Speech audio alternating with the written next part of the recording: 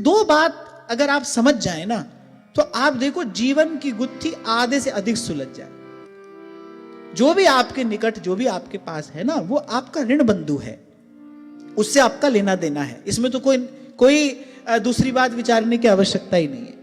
वो आपके साथ है, आपके पास है, और जब तक वो लेना देना है तब तक वो रहेगा, आप उससे पीछा नहीं छुड़ा सकते।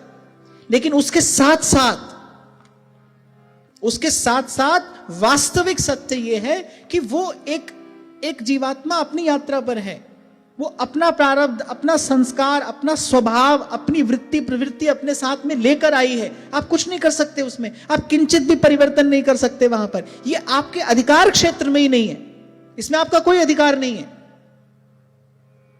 हृदय पर हाथ रखकर देखो, लाख बार आपने भी किसी को समझाया होगा, नहीं समझने वाला नहीं समझा।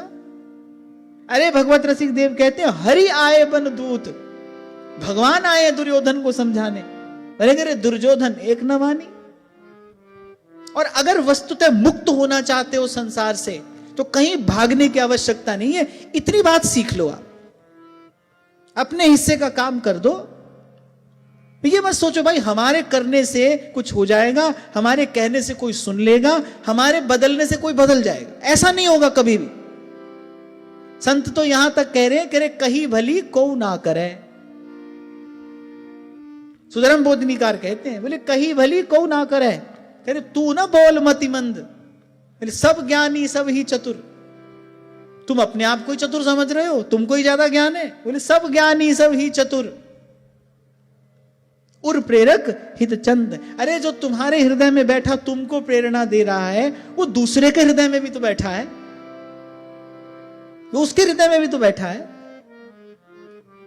सारी खींचातानी घर संसार में इसीलिए तो होती है। हम दूसरे को अपने जैसा बनाना चाहते हैं, हम दूसरे को अपने हिसाब से चलाना चाहते हैं, और यह वृत्ति अंत में कलह क्लेश का रूप ले लेती है।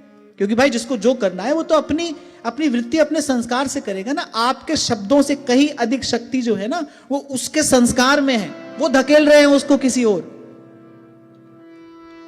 अब कोई पूछे तो बच्चा गलत रास्ते जा रहा हो तो बैठे बैठे देखते रहें क्या?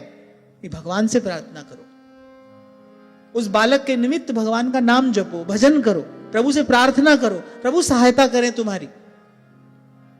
ऐसा करो तो कुछ बात बने। बच्चे के साथ लड़ते रहो, झगड़ते रहो, खींचातानी करते रहो, होता क्या है, कुछ समय बाद बच्चे कहते हैं अरे मम्मी की तो आदत है, पापा तो ऐसे ही कहते हैं। क्यों? इनको सब अनुभव है। अरे बोले मम्मी की तो आदत है, पापा तो ऐसे ही कहते हैं। मम्मी पापा बेचारे चिल्लाते रह जाते हैं, बालक को जो करना है वो कर ही लेता है। मेरे तो 100 में से 101 अनुभव यही है, 99 भी नहीं, 100 में से 101। इसलिए तो थोड़ी देर पहले मैंने आपसे कहा, मैं आपको कोई समझा नहीं रहा हूं भाई। जो मेरे हृदय में बैठकर बोल रहा है वही आपके हृदय में बैठकर समझ भी तो रहा है। आपको जो समझाना होगा वो समझा देगा। मुझे ये काम अपने हाथ में लेना क्यों है? जिसका काम उसी को साजे। ये भूल भरत जी से यहां पर हुई। शरण्य तो भगवान है भाई, पालन पोषण रक्षण करने वाले भगवान है। जीव किसका पालन पोषण रक्षण करेगा? और अगर समझ ले तो क्लेश पाएगा, घोर क्लेश पाएगा। अगर ऐसा समझ ले तो घोर क्लेश पाएगा। और मोह ममता में पड़ा जीव यही समझता है और क्लेश पाता ही है। देख लो, अपने जीवन में देख लो, आसपास देख लो, भगवान का भरोसा नहीं करता, छल कर रहा है, कपट कर रहा है, दबा रहा है जमीन के नीचे पैसा और भर रहा है तिजोरी। मेरे पीछे मेरे बच्चे खाएंगे, इनको कोई कष्ट नहीं होना चाहिए और इनको कोई पीड़ा नहीं होनी चाहिए। खूब पाप करता है, मेरा घर मेरा परिवार सुखी रहे। ये देखो, ये मोहांध जीव की स्थिति है कि नहीं?